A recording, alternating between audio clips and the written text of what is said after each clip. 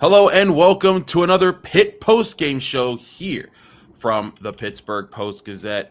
I'm your host, Chris Carter, my friend and co-host Stephen Thompson, and we're here giving you some post-game reactions as Pitt guts out a road win in its first ACC contest. Pitt basketball 64-59 over Virginia Tech at Cassell Coliseum, where Stephen Thompson is sitting right now. Stephen, you've seen some history this year. You've seen the road win over. Well, actually, no, you didn't see that one. That was me. I apologize. But you were there for a 21-point comeback over Cincinnati when it came to football. We've seen some crazy games. This is the first time Pitt has won in the stadium you're sitting in the city that you're sitting in right now, since 2003, which is crazy to think about.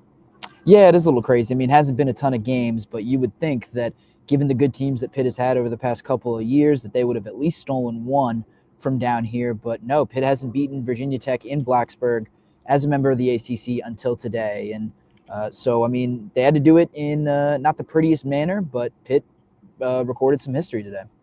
They certainly did. Let's get into how they did it with our normal good, bad, and ugly. Steven, you were there to see it all. What is your good that you take out of this game?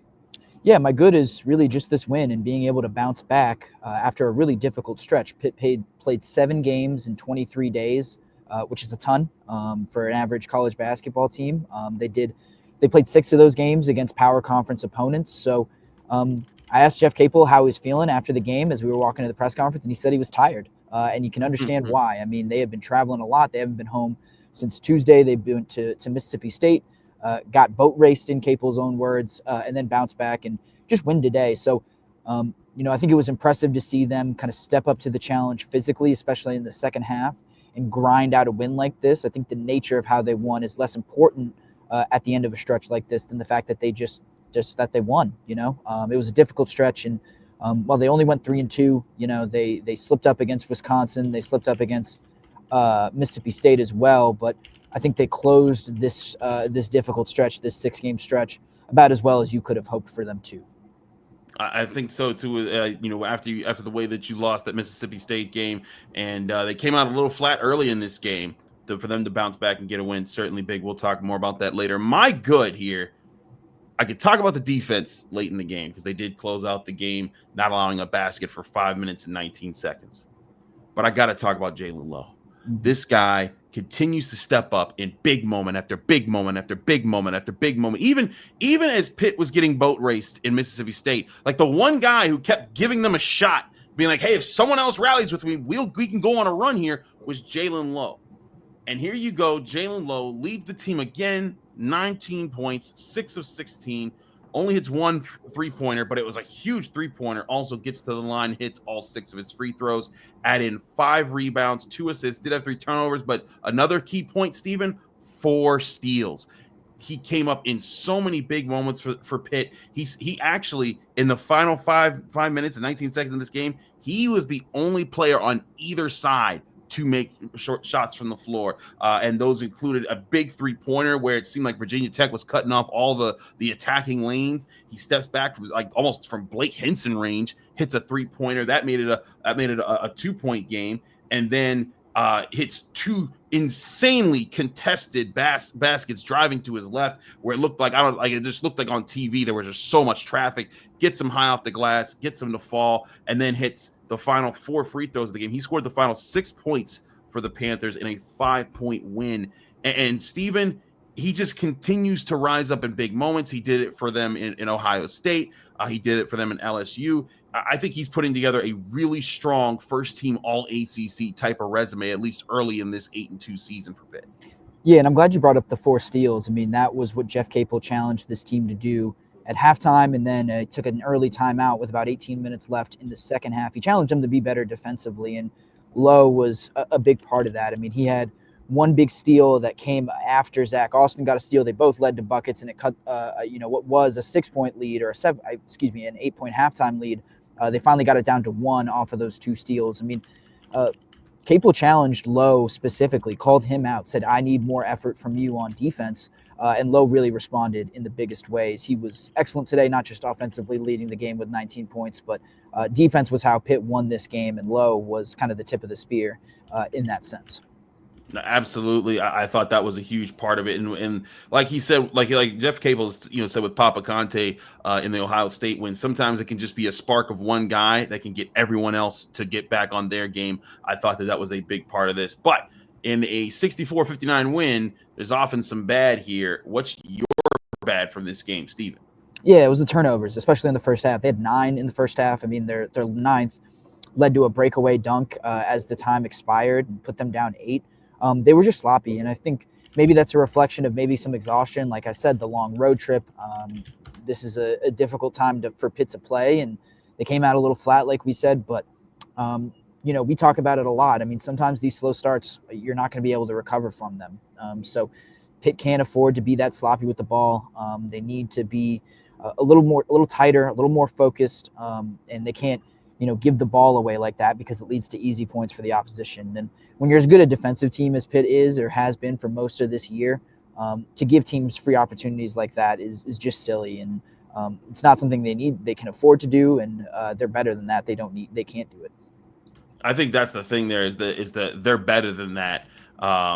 Is kind of where I'm sitting there being like, man, like Pitt is supposed to be a team that protects the ball, that is better with the basketball, that's strong with the basketball. And they weren't in this game. 9 first half turnovers that lead to 10 first half points off turnovers for Virginia Tech. That's just not something that you can live with if you're if you're Pitt. That's not what you're supposed to be getting. And some of those came from, I think, the guards trying to do too much to create for their teammates.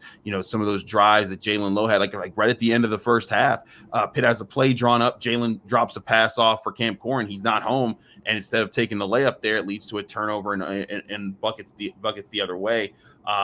And now this is a bit of a concern. This is a bit of a concern for this game because Pitt going in right now has the second best, or the second fewest turnovers in the ACC right now. And so you want to look at that. They're averaging 9.8 on the season. They need to be able to keep that down. They need to show that, hey, this is just a problem here. And I agree with you. That was a bad sign there. I'm going to also compound this with first half defense because they had a lot of the same defensive lapses we saw against Mississippi State. Just guys being late on rotations, not getting to their spots, not challenging, allowing several buckets right at the rim for Virginia Tech. Virginia Tech in the first half shot 51.9% from the field. That's not what they're supposed to be shooting. Virginia Tech on the season, it shoots 40.9%. And that's from the field. And then also just as bad was the 3-pointers that they were allowing. 6 of 15 there, shooting 40% from the field, where they shot 22% from the field on 3-pointers. And again, the first half. Now, to give the Panthers credit, in the second half, that flipped entirely. They went from the Hokies shot 33.3% from the field and 20% from deep. So they were able to turn it on. But Steven, we've seen how when you're playing a team that's lost 5 straight, if you turn it on late, you can find a way to win. When you're playing those teams like Mississippi State, that's how you get boat raced, is when you come out with bad defensive efforts and then improve defense in the second half doesn't necessarily work because you're playing a good team that can still score on good defense. Yeah. I think the 3-pointers were a little bit inexplicable. I mean, I think, kind of reading between the lines, Jeff Capel didn't say this explicitly, but he talked about how Virginia Tech hadn't shot the ball very well this season. I think they came into this game shooting 22% from 3 for the season. So I think he was willing to concede some of those a little bit, and they had to adjust on the fly and start to try to take them away because Virginia Tech started to get into a little bit of rhythm. But once they did kind of make their adjustments going to halftime and reset their physicality, I think that was another big thing too. They were able to lock up the defense, but yeah, you're absolutely correct. I mean, this just is not a type of performance that they'll want to replicate moving forward. Absolutely. Let's get to the uglies here. Steven, what is your ugly? Yeah, my ugly is Pitt's 3-point shooting. I mean, it was abysmal. They shot 6 of 28, 22 misses from 3 are Pitt's most this season by far, and 21.4% from deep. That shooting mark is their worst as a team since January 16th of last year when they lost to Syracuse. So I don't think this Pitt team is particularly great at shooting. They definitely miss a guy like Blake Hinson, but I think the volume also concerned me. Half of their shots came from 3-point distance. think Virginia Tech was doing some stuff schematically to try to take the pain away, specifically trying to not let Jaylen Lowe get going with the pick and roll with Cam Corrin. But you've got to find ways to get around that, especially when the threes aren't falling. You're not an NBA team where you can kind of rely on some reversion to the mean. There's got to be some urgency when you're missing all kinds of threes like that. You've got to be able to adjust on the fly. I think Jeff Capel said he was. I know Jeff Capel said he was, for the most part, comfortable with the shots that they took, but I think some of those decisions to keep pulling from three were a little bit misguided. I do think that there needs to be another offensive plan other than to shoot your way out of the funk when things like that are happening.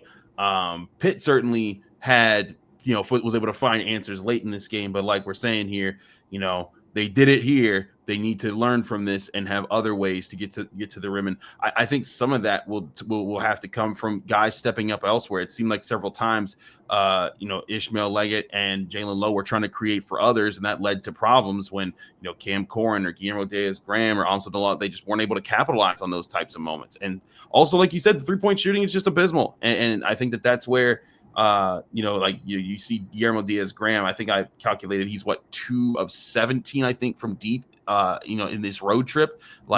That's bad. And he wasn't great before that. He was 7 of 22, but Guillermo Diaz-Graham's supposed to hit his 3-pointers, and they need that to step up at some point. At some point you trust that the averages will average out and that the bad will turn into good, but certainly something to keep a watch for there. My ugly is the fact that they had to win an ugly game, which is absolutely the truth in this one. This was not a game where they shot well. When you look at their when you look at how they've played in general this year, Pitt's been an offensively strong team. They shoot the ball well. They limit their turnovers. They're able to generate, a decent amount of offense. But you look at how this game played. Virginia Tech and Mississippi State are the worst shooting performances of the team this season. They shot 31.3% against Mississippi State, and they now have shot 41.1% against Virginia Tech. Other than that, even against LSU, they shot 44.4. Ohio State 44.8. Even in their loss to Wisconsin, they shot 500 from the field. But that's where you need to be able to win games like that, games where you're not getting everything that you want to get. Pitt wins games because its offense carries them, and their defense is feisty enough to knock you off your rhythm here and there, and that their offense will carry you through without. But you look at the way that this game was being played, it wasn't looking like Pitt was going to be able to pull it out because their offense wasn't firing on all cylinders. And then they got enough from their offense in the final minutes, but with that defense, they found out being able to win the rock fight, that's just as big as being able to win the style that you want. And I think it's a good sign for Pitt that they've now shown, hey, we can win from both ways. Yeah, they've had a bunch of, for lack of a better term, pretty wins. They've been blowing some people out. And then that Ohio State win was pretty impressive as well. But you're going to have to win games like this. I think to win when you're not at your best, it's a bit of a cliche at this point, but it's important and it matters. And so for Pitt to be able to arrive at the end of this long road trip, to play so many games in so many days and still come out with a win when, they are clearly tired, when they clearly have a lot of wear on their bodies. It's huge. And so this win was ugly, but it was good that it was ugly. Jeff Capel, I think, even said that. He was like, I kind of preferred for us to win one that maybe we shouldn't have. Win one when we're not at our best, because it taught him something about his team and taught the team something about themselves.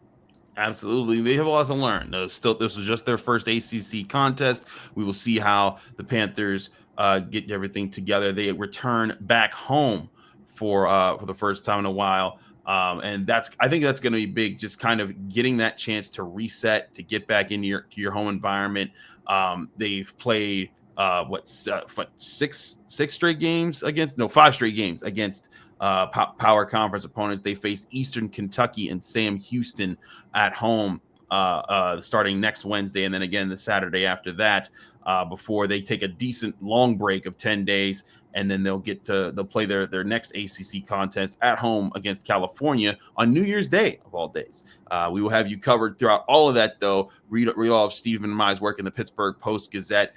Be sure to catch all of our post-game shows and our Tuesday mailbag episodes right here at the Pittsburgh Post-Gazette on your favorite podcasting apps and on YouTube. Like this video if you enjoyed. Subscribe to this channel to get all of that content. We're back here. We'll be back here on this channel Tuesday answering your questions on the Pitt Mailbag Show. We'll see you then.